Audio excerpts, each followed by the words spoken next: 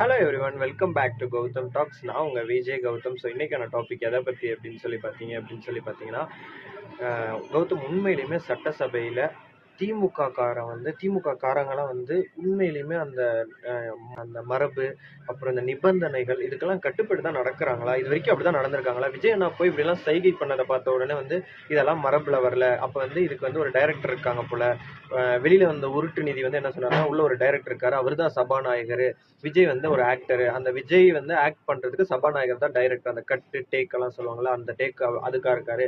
அதுக்கு அடுத்து ஒரு தவறான சாங்கை உள்ள ப்ளே பண்ணுவாங்க போல அப்படின்னு சொல்லி ஒரு தவறான ஒரு வேர்டிங்ஸோட அந்த ஒரு ஸ்பீச் கொடுத்தாரு, ஒரு பேட்டி கொடுத்தாரு. ஏன்னா அவருக்கு சட்டசபையில உள்ள பேச முடியல. ஏன்னா பேசின ஒவ்வொரு வார்த்தையுமே எப்படி சொல்ற, உதயநிதி ஸ்டாலின் அங்க இருக்க அவருக்கு ஐயோ நம்மளதான் சொல்றாருன்னு ஆட்டோமேட்டிக்கா அவருக்கே ஃபீல் பண்ற அளவுக்கு விஜய் அண்ணாவோட ஸ்பீச் ஃபயரி ஸ்பீச்சா இருந்துச்சு. பட் ஆனா அதெல்லாம் தாண்டி உண்மையிலுமே திமுக ஆளுங்களோ, திமுக மினிஸ்டர்ஸோ, திமுக எம்எல்ஏஸோ இல்லை எக்ஸ் மினிஸ்டர்ஸோ ஏன் இவ்வளோ ஸ்டாண்ட் அப் போராட்டம் அப்படின்னு சொல்லுவாங்க. ஸ்டாண்ட் அப் அப்படின்னு சொல்லிட்டு ஒருத்தர் பேசும்பொழுது குறுக்கிடாம அவங்க பேசுறத லிசன் பண்ணிட்டு அதுக்கப்புறமா நம்மளுடைய ஒரு குற்றச்சாட்டா இருக்கட்டும், கேள்விகளா இருக்கட்டும் வைக்கணும். இதுதான் சட்டசபையோட முறை. ஆனா இது அவங்க ஃபாலோ பண்ணியிருக்காங்களா அப்படின்னு கேட்டா கிடையாது. இதுக்கு முன்னாடி நடந்த இதுலையுமே பார்த்தீங்கன்னா, ஜெயலலிதா அம்மாவோட ட்ரெஸ் எல்லாம் கிழிச்சு, ஜெயலலிதா அம்மாவை அசிங்கமான வார்த்தைகளால் திட்டி இந்த மாதிரியெல்லாம் பண்ணதும் திமுக கவர்மெண்ட் தான், திமுக ஆளுங்க தான்.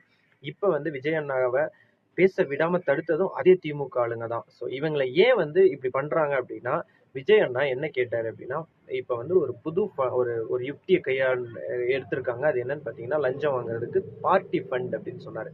அந்த பார்ட்டி ஃபண்டுன்னு சொன்னப்போ அவர் எந்த பார்ட்டின்னு சொல்ல, திமுகவா இருக்கலாம், அதிமுகவா இருக்கலாம், இல்ல பாஜகவா இருக்கலாம், யார் வேணாலும் இருக்கலாம்.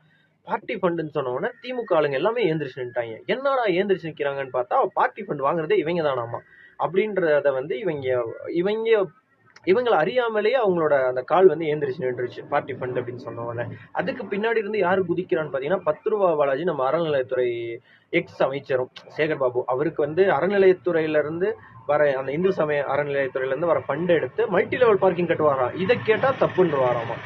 இந்த மாதிரி எல்லாம் பேசிட்டு சட்டசபைக்குள்ள பேசாம சட்டசபையில இருந்து வெளிநடப்பு பண்ணிட்டு வெளியில உதயநிதி என்ன பேசினாருன்னு பாத்தீங்கன்னா, விஜய் அண்ணாவுடைய பர்சனல் லைஃபை எடுத்து அந்த மீடியால பேசியிருக்காரு. அப்போ அதே உதயநிதியோட பர்சனல் மீடியா லைஃப் எடுத்தா பால்ட் ஆயில் குடிச்சது, அந்த நடிகை தான் கல்யாணம் பண்ணிப்பேன்னு சொன்னது, இந்த மாதிரியான நம்ம எடுத்து பேச ஆரம்பிச்சோம்னா உதயநிதி இன்னைக்கு அரசியல் வாழ்க்கைக்குள்ளே தலை காட்டியிருக்க முடியாது. ஆனா அவரை விட்டது எவ்வளவு பெரிய தப்புன்றது இன்னைக்கு தமிழக மக்கள் கிட்டத்தட்ட புரிஞ்சுக்கிட்டாங்க. ஸோ மக்களே உஷாரா இருங்க. மறுபடியும் இந்த திமுக காரங்களை ஆட்சியில உட்கார வச்சிடாதீங்க. நாடு சந்தி சிரிச்சிடும்.